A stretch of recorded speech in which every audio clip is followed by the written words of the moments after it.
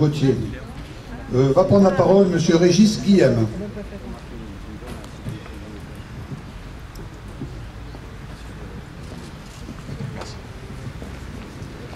Chers camarades, chers amis, le devoir de mémoire incombe à chacun d'entre nous de le rendre inoubliable.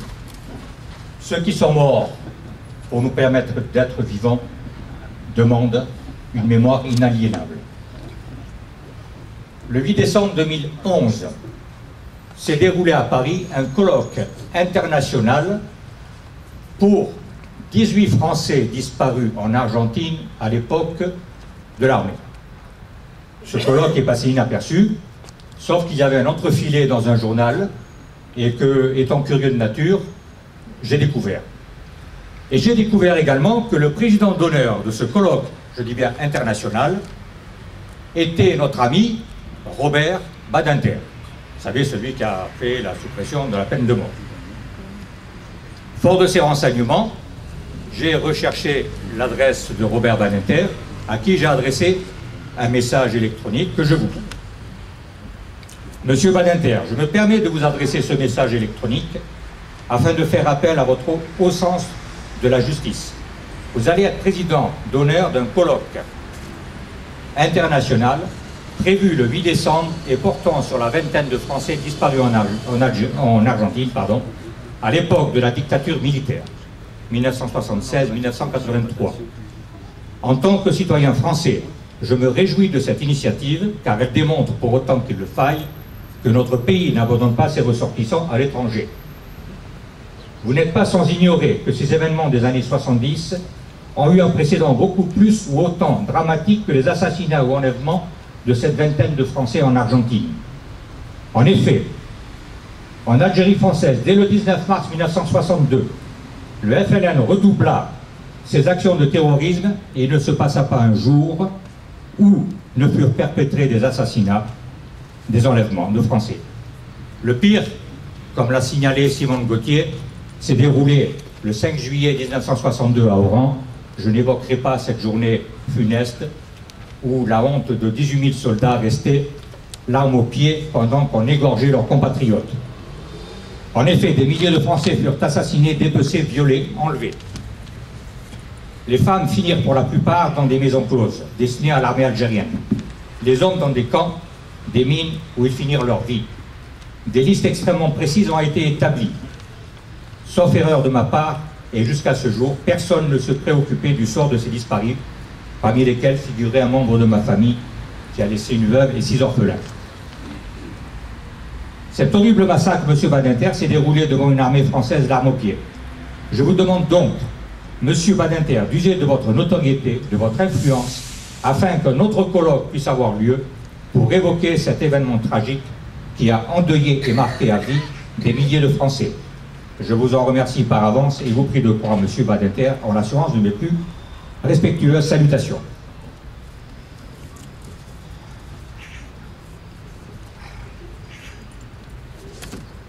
M. Badinter me répondit le 22 octobre 2011. Je comprends votre motivation. Je pense que depuis 1962, des événements et des études ont été conduites sur ces tragiques événements d'Oran. N'étant pas historien, je vous saurai gré de m'envoyer les références de ces travaux et recherches. Bien à vous, Robert Badinter. Une porte, semble-t-il, nous était ouverte, et après avoir consulté plusieurs compatriotes, dont j'ai vu Viviane Ezagouri dans l'assistance, je la remercie de sa présence, j'adressais un dossier complet à M. Robert Badinter. Quelques jours plus tard, on reçoit une autre réponse. Monsieur, votre dossier est fortement documenté, mais je ne suis pas habilité à le suivre ni à intervenir. Sans doute qu'un cinéaste pourrait le consulter. C'est-à-dire que les événements d'Algérie donnent lieu à un film. Voilà, on va faire un film comique. Combien de morts, combien d'enlèvements, combien de femmes, de jeunes filles qui ont achevé leur vie dans des bordels algériens. En tout cas, des centaines d'hommes et de femmes qui ont disparu. Silence d'État, nullement dérangé par les historiens officiels, français et algériens. Plus intéressés à légitimer la guerre d'indépendance du FLN, comme si cela faisait encore problème, qu'à leur faire leur métier d'historien dire la vérité sur l'histoire. Je ne veux même pas évoquer l'historien patenté de Hollande et de Bouteflika en la personne de je ne vous dis pas le nom, vous le connaissez, devenu tête pensante du gouvernement. 2 ans après la sortie du livre de Jean-Jacques Jordi, l'État français n'a toujours pas entrepris la moindre démarche vis-à-vis de l'Algérie. Le maréchal Juin, le 2 juillet 1962, 3 jours avant le massacre d'Oran, citait cette phrase prémonitoire. La France est en état de péché mortel. Elle connaîtra un jour le châtiment. Nous y sommes. Je vous remercie de votre attention.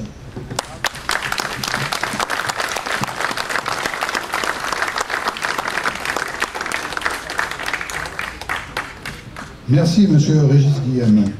Va prendre la parole monsieur François Paz.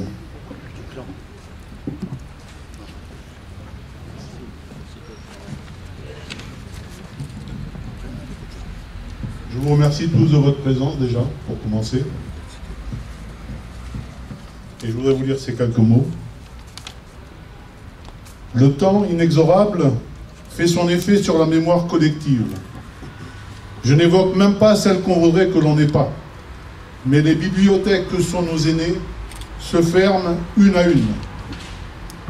Les faits qu'on a bien pris garde de ne pas coucher sur papier, ou alors de façon si partiale qu'elle prépare le lit d'une idéologie politiquement correcte, sont pourtant avérés.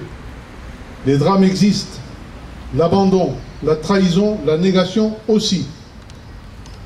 Nous ne pouvons, nous, Français d'Algérie, nous harkis, nous anciens combattants, qui avons tant laissé derrière nous, notre vie, nos cimetières, nos amis, nos souvenirs, oublier aussi ceux qui ont été enlevés à leurs familles, grâce aux accords assassins de cessez-le-feu pour politiciens crédules ou pas.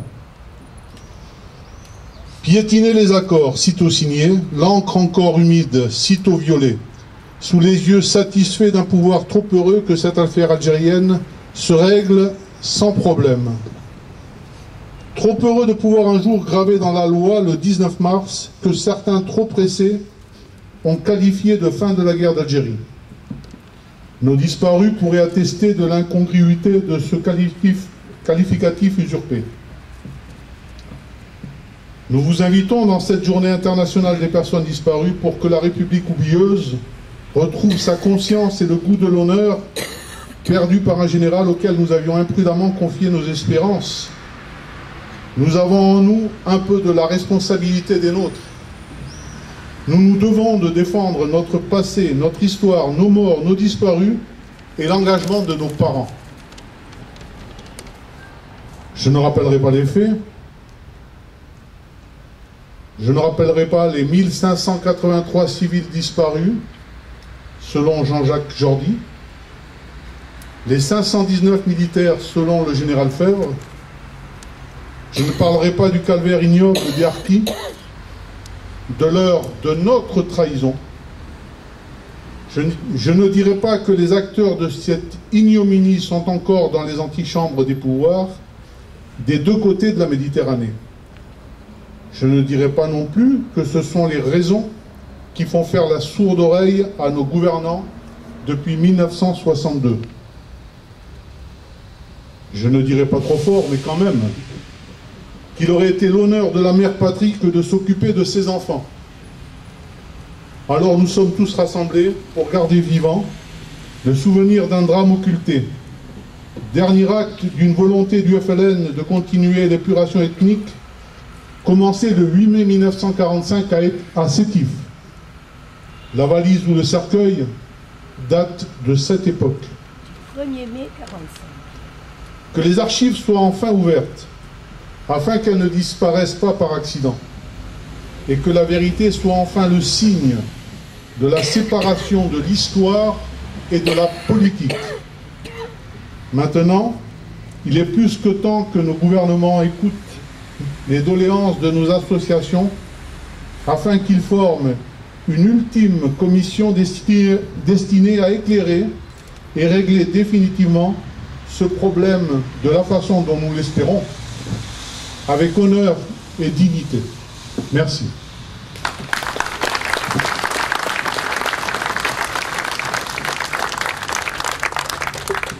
Merci, monsieur François Paz.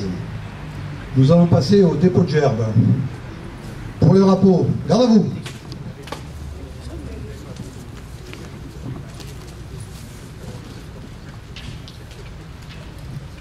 Une gerbe va être déposée par M. Roger Lancry, PTT, Association des anciens combattants et veuves de guerre du Var. M. Roger Lancry, s'il vous plaît.